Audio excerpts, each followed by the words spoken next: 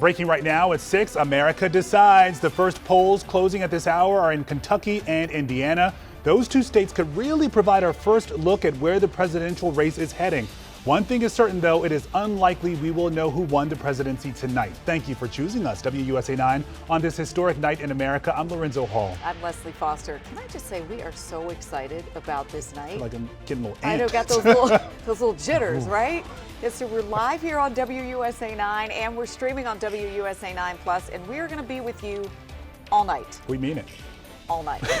More than 81 million Americans voted early, and that includes 7 million here in the DMV, and millions more are casting their ballots today. Yeah, the campaign trail for Kamala Harris ends here in D.C. on the campus of Howard University. Police, you saw there, stepping up security across the district today. And the need for that increased security was also felt at the Capitol, where just hours ago, police arrested a man who appeared to be ready to start a fire.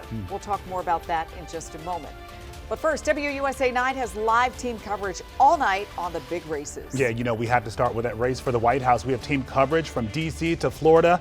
Let's start with Eric Glasser, who's covering the Trump campaign for us tonight in West Palm Beach, Florida. Eric, what's it like there? Good evening, guys. As you can see, people are now starting to flow in. We've got a couple of hundred, maybe 300 supporters here inside the convention center. But by the time all is said and done, we're expecting 4,000 to 5,000 people here. The number right now starting to rival the number of reporters and photographers that are up on side the risers. I can tell you that when the former president got back to South Florida today, he had spent yesterday and this morning in Michigan. First order of business, he and his wife Melania headed to a polling place not far from their home in Mar-a-Lago. About 15 minutes, the former president, spent with people taking questions from the press. After that, he said that he and his family are going to be watching the results at Mar-a-Lago, and then they're going to eventually make their way here, depending upon how things go. And as you mentioned, it could go well into the evening and even maybe a few days. When you speak to political insiders, it's really a mixed boat. There is confidence in the number of Republicans that turned out to vote early and the number who were still standing in line today to cast their ballots. But there's also been some concern about the ground game, door knocking and polling, which was contracted out to outside groups, and whether that was effective. Mr. Trump was asked about his campaign, and here's what he had to say. I think my team is incredible. Look, they say it's the best run campaign they've seen. Some people said it's the best run campaign they've ever seen. But in order to make that stick, you have to win. The former president says he has not prepared any speeches, and when asked whether win or lose, this is going to be his last campaign, he said he thinks so. He was also asked whether, unlike in 2020, he'd be willing to concede if it appears that he had lost, and he said he would, but he added the qualifier that they believe the election was fair. After voting today, Mr. Trump headed over to his campaign headquarters in West Palm Beach to thank his supporters and those who had worked on his campaign. I can tell you that there is no fixed time right now for when the former president and his family would make their way here to the convention center. That is fluid as the results come in, but his supporters are clearly here, and we'll start talking with them after 7 o'clock here on the Eastern Seaboard when we start seeing some of those results and gauge their reaction. We'll be with you throughout the evening. For now, live in West Palm Beach, Eric Glasser, WUSA 9. Yeah, we know the former president falsely claimed victory back in 2020 when the counting was still underway, so a lot of folks are going to be watching tonight to see what he has to say when he hits that stage behind you later on. Eric, thank you. We'll see you later on. All right, back here in D.C., Vice President Kamala Harris is going to be awaiting her results at Howard University. Yeah, Lionel Donovan has been there all evening with a look at this massive event as many students gather to watch this night together. Lionel. How you doing, Leslie and Lorenzo? Well, the evening is still early, but as you can see behind me here in Burr Gymnasium, students and Howard alum are slowly making their way inside the gymnasium for tonight's watch party. Now, I had a chance to speak with the student body president, and she said that she wanted to put this event together in order to make sure that students that weren't able to make it into the yard would still have a place to come and fellowship and watch the election as it develops. Now, I'm told that there are going to be some performances here later on this evening, and on the screens, you'll actually be able to have cameras set up to watch what is happening in the yard along with election results as they come out. And I also, when I was speaking to her, where she was talking about some of the issues that are important to Howard students and young people around the country. Things like inflation, body autonomy, reproductive health care. Those are issues that she says are important to folks like her. And she is saying that Vice President Harris was the one to speak to those issues. So now it looks like they'll be waiting to see if the rest of the country agrees and votes her into the White House. But for now, we're live here at Byrd Gymnasium. Lionel Donovan, WUSA 9. Back to you guys. Yeah, hey, Lionel, I'm curious about how students and alums were able to even get into Byrd. Yeah. Byrd Gymnasium holds about 2,500 students, or 2,500 people. Howard's got about 11,000 when you consider all of the student population there. Do you get a sense of how people were able to get a ticket to get one of those coveted spots at the gym?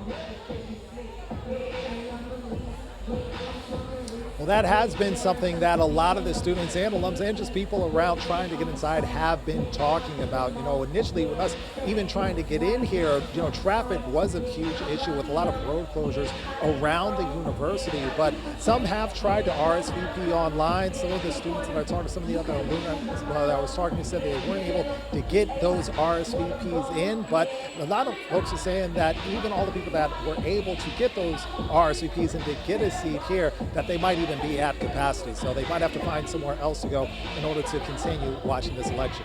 Yeah, one of the hottest tickets in D.C. tonight. I guess just being in the air and breathing it is enough for a lot of folks who hope to witness history tonight. All right, Lionel, thank you.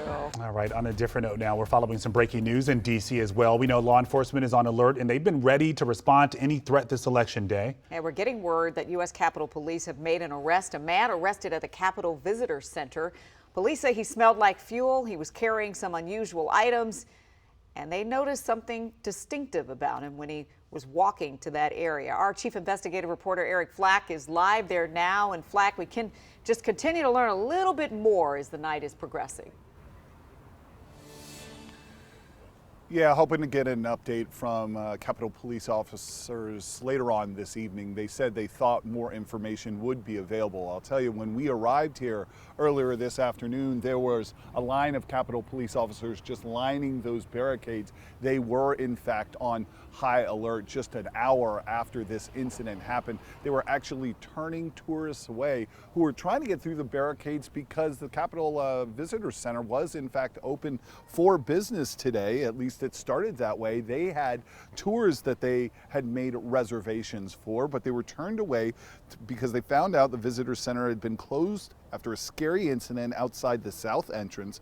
Police say they found a man trying to get into the visitor center with a flare gun, 2 bottles of gasoline, and a high-powered lighter. I spoke to a couple who came all the way from Holland to be here. They missed out on their tour because of what happened. You know, United States was always the front runner in democracy, and but it's not so united anymore, I guess. And what's happening is really,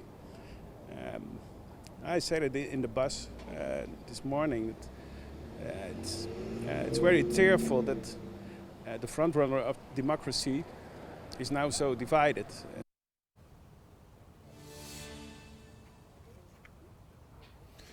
Again, we don't really know what the intent was of this suspect. The police chief said he did have a very long letter in his bag that he wanted to, quote, deliver to Congress. They did find his car a couple blocks from here, so hopefully there's more information they can glean about this suspect and what motivated him to do this, and what he ultimately hoped to do if he got those accelerants and that flare gun and a lighter inside this visitor center. We don't want to think about it, but we do want to applaud Capitol Police for making sure it did not happen. Back to you. Yeah, glad we're talking about a much different outcome tonight. Yeah, they acted fast to keep anything from happening there. All right, Eric, thank you. All right, now we want to go inside the main event for the Harris campaign that's happening down on the yard. Our Marcella Robertson is there with more on how this race for the White House is ending right here.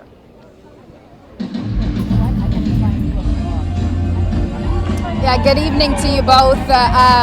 For the last couple of hours, it's really just been mainly media here, but you can hear now we've got some music going, some rehearsals, some performances, and people starting to file in for this event. Of course, the backdrop for this event is Howard University, an HBCU right here in Washington, D.C., and Vice President Kamala Harris's alma mater. She graduated here in 1986, and the Harris campaign, although we know this race is extremely tight, they hope that she will take the stage here behind me as the first female president of the United States. Now, I want to talk a little bit about how we got here, right? She was really thrust into this race here just within the last 100 days or so, and really no stranger when it comes to making history. She comes from two very high-achieving immigrant parents. Her father became the first black scholar and professor to earn tenure at Stanford University.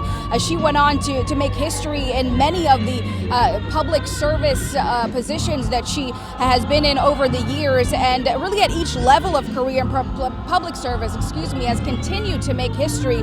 And it is that public service that she has really continued to hone in on over the last few days at these rallies in this final stretch of this election campaign. She has really been putting forward this message of unity, putting forward that she would be the president for everyone, even if they disagree with her. I don't believe that people who disagree with me are the enemy.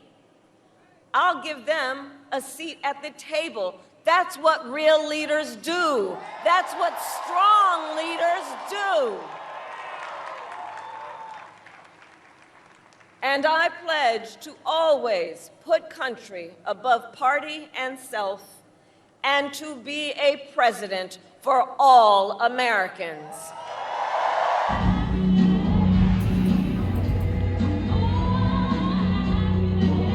And again, you can hear behind me some of the rehearsals ongoing right now. Again, people have started to file in for this event. It's really unclear exactly when Vice President Harris is expected to take that stage, but of course we will be bringing you the very latest and her remarks live, and continue to bring you the latest throughout the evening. Back to you. Raising their voices beautifully. You know, the Vice President was not able to come back to Howard's campus for homecoming, but I guess people are hoping that this is a different kind of welcome home celebration that may happen perhaps tonight. Marcella will be coming back to you all night long to get updates. All right, a local Senate race has gotten some national attention for the impact it could have across the country. Yeah, we're going to have a live update on the Maryland contest between Angela Alsobrooks and Larry Hogan in just a moment.